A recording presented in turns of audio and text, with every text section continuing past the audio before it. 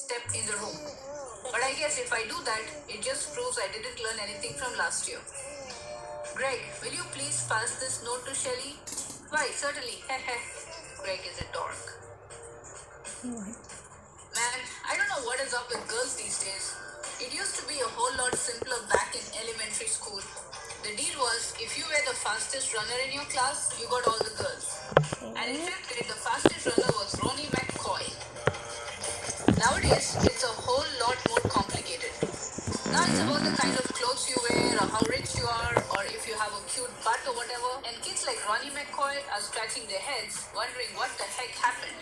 The most popular boy in my grade is Brycey Anderson. The thing that really stinks is that I have always been into girls, but kids like Brycey have only come in the last. I remember how Brycey used to act back in elementary school. Girls are stinky poos. Yeah, I don't think girls are stinky poos. But of course, now I don't get any credit for sticking with the girls all this time. Like I said, Brycey is the most popular kid in our grade, so that leaves all the rest of us guys scrambling for the other spots. The best I can figure is that I'm somewhere around 52nd or 53rd most popular this year. But the good news is that I'm about to move up one spot because Charlie Davies is above me and he's getting his braces next week. I try to explain all this popularity stuff to my friend Ravi, who is probably hovering right around the 150 mark, by the way. But I think it just goes in one ear and out the other with him. Wednesday. Today we had a fish egg, so the first thing I did when I got outside was to sneak off to the basketball court to see if the cheese was still there. And sure enough, it was. That piece of cheese has been sitting on the blacktop since last spring. I guess it must have dropped out of someone's sandwich or something. After a couple of days, the cheese started getting all moldy and nasty. Nobody would play basketball on the court where the cheese was, even though that was the only court that had a hoop with a net. Then one day, this kid named Darren Walsh touched the cheese with his finger. And that's what started this thing called the cheese touch. It's basically like the cookies. If you get the cheese touch, you're stuck with it until you pass it on to someone else. Scream! The only way to protect yourself from the cheese touch is to cross your fingers. But it's not that easy remembering to keep your fingers crossed every moment of the day. I ended up taping mine together so they stay crossed all the time. I got a D in handwriting, but it was totally worth it. This one kid named Abbey Hall got the cheese touch in April, and nobody would even come near him for the rest of the year. This summer, Abbey moved away to California and took the cheese touch with him. I just hope someone doesn't start the cheese touch up again because I don't need that kind of stress in my life anymore.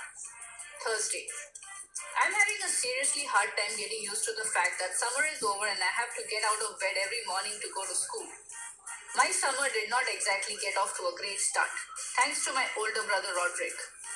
A couple of days into summer vacation, Roderick woke me up in the middle of the summer, but that luckily I woke up just in time for the first day of school. Shoot. You might think I was pretty dumb for falling for that one, but Roderick was dressed up in his school clothes and he set my alarm clock ahead to make it look like it was the morning. Plus, he closed my curtains so I couldn't see that it was still dark out. After Roderick woke me up, I just got dressed and went downstairs to make myself some breakfast, like I do every morning on a school day. He tricked him. But He put a prank on him. Made a pretty big. The next thing I knew, Dad was downstairs yelling at me for. He closed the blinds so he could go at night. Figure out what the heck was going on. Hi. After I did, I told Dad that Roderick had played a trick on me and he was the one that should be getting a yelling. Dad walked down to the basement to chew Roderick out and I tagged along. I couldn't wait to see Roderick getting what was coming to him. But Roderick covered up his tracks pretty good. And to this day, I'm sure Dad thinks I've got a screw loose or something. Friday. Today at school, we got assigned to reading groups. They don't come right out and tell you if you're in the gifted group or the easy group. But you can figure it out right away by looking at the cover of the books they hand out. Einstein as a child, Bing says boo. I was pretty disappointed to find out I got put in the gifted group because that just means a lot of extra work. When they did the screening at the end of last year, I did my best to make sure I got put in the easy group this year. Fred picked up the Baba Pig, the book. Thanks. Mom is real tight with our principal, so I bet she Hola, stepped Ma. in and made sure I got put in the gifted group again. Mom is always saying that I am a smart kid, but that I just don't apply myself. But if there's one thing I learned from Roderick, is to set people's expectations real low, so you end up surprising them by practically doing nothing at all. Roderick, I want your dirty underwear off the kitchen table before I get home from work. Grunt. Later. Actually, I'm kind of glad my plan to get put in the easy group didn't work. I saw a couple of the big Cebu kids holding their books upside down, and I don't think they were joking. Saturday. Well, the first week of school is finally over, so today I slept in. Most kids wake up early on Saturday to watch cartoons or whatever, but not me. The only reason I get out of bed at all on weekends is because eventually I can't stand the taste of my own breath anymore. Unfortunately, Dad wakes up at 6 in the morning, no matter what day of the week it is. And he is not real considerate of the fact that I'm trying to enjoy my Saturday like a normal person. Broom. I didn't have anything to do today, so I just headed up to Rowley's house. Rowley is technically my best friend, but that is definitely subject to change. I've been avoiding Rowley since the first day of school when he did something that really annoyed me. We were getting our stuff from our lockers at the end of the day, and Rowley came up to me and said, "Want to come over to my house and play?" I have told Rowley at least a billion times that now that we are in middle school, you're supposed to say hang out, not play. But no matter how many noogies I give him, he always forgets the next time. I've been trying to be a lot more careful about my image ever since I got to middle school. But having Rowley around is definitely not helping. I met Rowley a few years ago when he moved into my neighborhood. His mom bought him this book called How to Make Friends in New Places, and he came to my house trying all these dumb gimmicks. Knock, knock, thermos, thermos, be some way to tickle your funny bone. Huh? Excuse me? Say what? I guess I kind of felt sorry for Rowley, and I decided to take him under my wing. It's been great having him around, mostly because I get to use all the tricks Roderick pulls on me.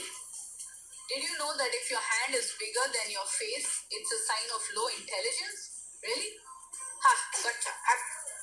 But do I have low intelligence? Let me check again. Monday. You know how I said I play all sorts of pranks on Rowley? Well, I have a little brother named Manny, and I could never get away with pulling any of that stuff on him. Mom and Dad protect Manny like he's a prince or something, and he never gets in trouble, even if he really deserves it. Yesterday, Manny drew a self-portrait on my bedroom door in permanent marker. I thought Mom and Dad were really going to let him have it, but as usual, I was wrong. Aww. But the thing that bugs me the most about Manny is the nickname he has for me. When he was a baby, he couldn't pronounce brother and he started calling me Bubby. And he still calls me that now, even though I keep trying to get Mom and Dad to make him stop. Luckily, none of my friends have found out yet, but believe me, I have had some really close calls. Happy birthday, Greg. Hey, this one says it's to Bubby. Must be a mistake. Toss. Mom makes me help Manny get ready for school in the morning. After I make Manny his breakfast, he carries his cereal bowl into the family room and sits on his plastic potty. C is for cookie and cookie is for me. Ha! And when it's time for him to go to daycare, he gets up and dumps whatever he didn't eat right in the toilet. Dump. Mom is always getting on me about not finishing my breakfast, but if she had to scrape cornflakes out of the bottom of a plastic potty every morning, she wouldn't have much of an appetite either. Tuesday. I don't. Okay. Okay. We are leaving off on page 24. 24. Page 24. On page 24 in the Diary of a Wimpy Kid. Okay then. You have read 23 pages of the Diary of a Wimpy Kid. Okay. Joseph. You did a great job today, Okay. Joseph. Thank you. Okay, so Okay. tomorrow, Yeah. if you want to do this again, Yeah. you can go ahead and find the Diary of a Wimpy Kid right here, All the way in the bottom. all the way on the bottom. Okay. Bucks Diary Wimpy Kid. Push it, And when it's time for him to go to daycare, and Okay. it'll take you back to the book. Okay. Thank you. If you need help, Yeah. you can always call me. Okay. Here for you, okay? Okay. All right, sweetheart. I love you. Have a good night. Okay then. Bye. God Bye. bless you. Take care. God bless you too, sweetheart. Mami, ya se va a acabar. Okay. So that's how you do it, right? That's it. That's how you do it. Okay then. God bless you. Bye. Bye. Take care. Wait, how do I hang up? All you have to do is close your computer and it hangs up. Wait, I don't have a computer though. You have the tablet? Yeah. Wait, Okay, do I hang up like this? Wait. I'll take it off yourself. Bye. Oh, let me see. Oh, that's how you hang up. Okay.